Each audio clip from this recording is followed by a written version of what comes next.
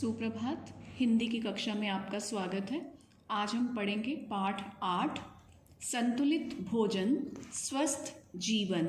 संतुलित भोजन का मतलब है वह भोजन जिसमें सभी पौष्टिक तत्व संतुलन में हो, मीन्स उचित मात्रा में हो। तो ऐसा भोजन करने से जो हमारा जीवन है वो स्वस्थ रहता है और हम खुश रहते हैं। तो ये जो पाठ है यह नाट्य शैली में लिखा गया है और इस नाटक के पात्र हैं निशांत, निशांत के नाना जी, निशांत की माँ और निशांत के मामा जी जिनका नाम है मोहन।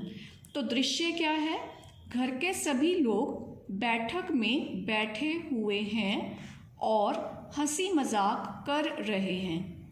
निशांत ने कहा, माँ खाने की बहुत अच्छी खुशबू आ रही है, क्या बना रही हो?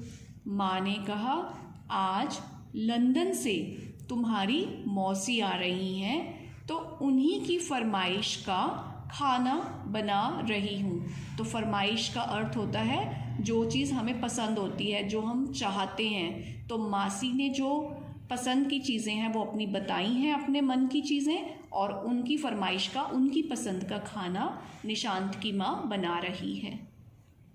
नाना जी ने कहा, तुम्हारी मौसी तो कई दिनों तक फ्रिज का रखा खाना भी खा लेती हैं। तुम्हारी मौसी तो लंदन में रहती हैं और वहाँ पे वो फ्रिज में रखा हुआ कई दिनों का पुराना खाना भी खा लेती हैं। वह हमारे भारतीय भोजन के बारे में जानती नहीं है, उन्हें हमारे भारतीय भोजन के बारे में जानकारी नहीं है। निशांत ने कहा, नाना जी फास्ट फूड तो हम सब कभी कभी ही खाते हैं। फास्ट फूड तो हम सब कभी कभी ही खाते हैं ना। तो नाना जी ने कहा, हमें हमेशा पौष्टिक भोजन ही खाना चाहिए। हमें हमेशा पौष्टिक होता है जिसमें सभी जो पौष्टिक तत्व होते हैं वो हो, उस खाने को हम कहते हैं पौष्टिक। हमें सिर्फ स्वस्थ भोजन ही खाना चाहिए क्योंकि घर का बना खाना हमारे स्वास्थ्य के लिए अच्छा होता है। निशांत ने कहा, नाना जी कल हमारे स्कूल में स्वास्थ्य दिवस है, वहाँ होने वाली चर्चा में मैं भी हिस्सा लूँगा। मीन्स स्कूल में क्या है, स्वास्थ्य दिवस है और वहाँ पे क्या होने वाली है, चर्चा। चर्चा मतलब एक डिबेट, एक डिस्कशन होती है। और निशांत ने कहा, मैं भी उसमें हिस्सा लूँगा, मीन्स पार्टिसिपेट करूँगा। नाना जी ने कहा, हाँ निशांत बिल्कुल तुम्हें भाग लेना चाहिए। निशांत ने कहा, नाना जी क्या आप मेरी कुछ मदद कर सकते हैं? निशांत ने अपने नाना जी से सहायता मांगी उस चर्चा में भाग लेने के लिए। नाना जी ने कहा, हाँ बेटा क्यों नहीं। तभी मामा जी भी आ जाते हैं। मामा जी ने कहा, क्या बातचीत हो रही है, क्या बातें हो रही हैं? माँ ने कहा, अरे मोहन तुम कब आए? अब ये मोहन कौन है? ये मामा जी हैं। बिल्कुल ठीक समय पर आए हो। बस कल निशांत के स्कूल में स्वास्थ्य दिवस मनाया जा रहा है। कल निशांत के स्कूल में स्वास्थ्य दिवस मनाया जाएगा, उसी के बारे में कुछ बातें हो रही हैं। निशांत ने कहा, मामा जी आप भी कुछ स्वास्थ्य से संबंधित बातें बता दीजिए। आप भी गुड हेल्थ से रिलेटेड मुझे कुछ बातें बता दो ताकि मैं और अच्छे से उसमें भाग ले सकूं। स्कूल में सब संतुलित भोजन से संबंधित बातें करते हैं, क्या आप भी बता सकते हैं कि संतुलित भोजन क्या है? मामा जी ने कहा, दाल, हरी सब्जियां, रोटी, दूध, दही, सलाद आदि हमारे शरीर को पौष्टिक तत्व प्रदान करते हैं। जो ये सब चीज़ें हैं, दाल, हरी सब्जियां, दूध, दही, सलाद, ये सब हमें पौष्टिक तत्व प्रदान करते हैं और इन्हें ही संतुलित भोजन कहा जाता है। और पौष्टिक तत्वों की कमी से शरीर में रोगों से लड़ने की ताकत कम हो जाती है। रोग होती हैं बीमारियां। अगर हमारी शरीर में पौष्टिक तत्वों की कमी हो जाएगी तो हमारा शरीर कमज़ोर हो जाएगा, उसकी रोगों से, बीमारियों से लड़ने की ताकत कम हो जाती है और फिर हम बीमार पड़ जाते हैं। निशांत ने कहा, हम रोज़ रोज़ यह खाना खाने से ऊब भी तो हो जाते हैं। ऊब का मतलब होता है बोर हो जाना, कि हम रोज़ रोज़ यही खाना खा के बोर भी तो हो जाते हैं। क्या फास्ट फूड जैसे खाने को पौष्टिक नहीं बना सकते? जो फास्ट फूड बच्चों को पसंद है, जैसे कि नूडल्स हैं, समोसे हैं, बर्गर, पिज़्ज़ा, क्या ऐसे खाने को पौष्टिक नहीं बनाया जा सकता? माँ ने कहा बिल्कुल बना सकते हैं। नूडल्स, पिज़्ज़ा और पास्ता में सब्जियां ज़्यादा से ज़्यादा डालकर खाओ। अगर आपको नूडल्स, पिज़्ज़ा, पास्ता खाना भी है तो इनमें बहुत ज़्यादा से ज़्यादा सब्जियां मिला दो। बर्गर में खूब सारा सलाद लगाकर खाओ, जैसे कि पत्ता गोभी, खीरा, ये सब बर्गर में ज़्यादा लगाकर खाओ तो उसकी पौष्टिकता बढ़ जाएगी।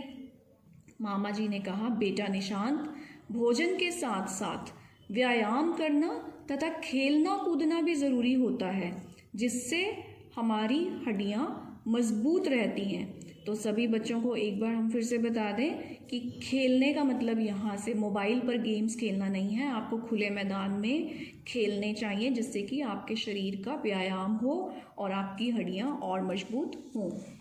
नाना जी ने कहा निशांत, शरीर को स्वस्थ रखना हमारे हाथों में ही होता है। अपने हाथ में होता है कि शरीर को स्वस्थ रखें। रात को समय पर सोना चाहिए, सुबह समय पर उठो।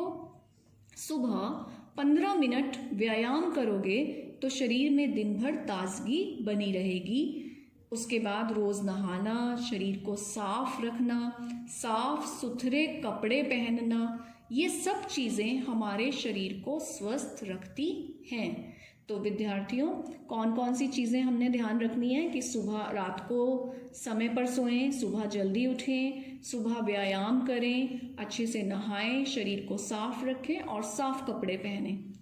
मामा जी ने कहा खाने से पहले और बाद में अच्छी तरह से हाथ धोना, दांत साफ करना भी बहुत ज़रूरी है, क्योंकि कीटाणु हाथों के रास्ते पेट में पहुंच सकते हैं। आप गंदे हाथ से खाना खाएंगे तो कीटाणु पहले आपके मुंह में पहुंचेंगे, फिर आपके पेट में पहुंचेंगे।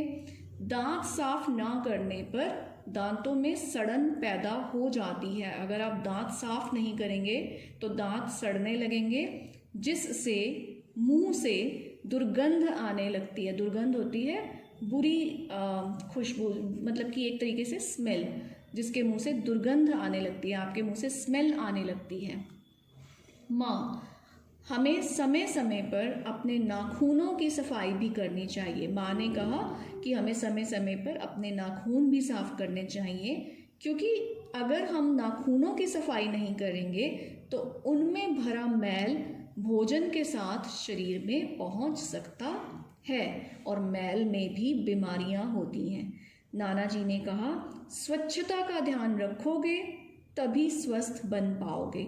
स्वच्छता का ध्यान रखना मीन्स नहाना, नाखून साफ करना, अपने दांत अच्छे से साफ करना, हाथों को धोकर खाना खाना, तभी आप स्वस्थ बन पाओगे।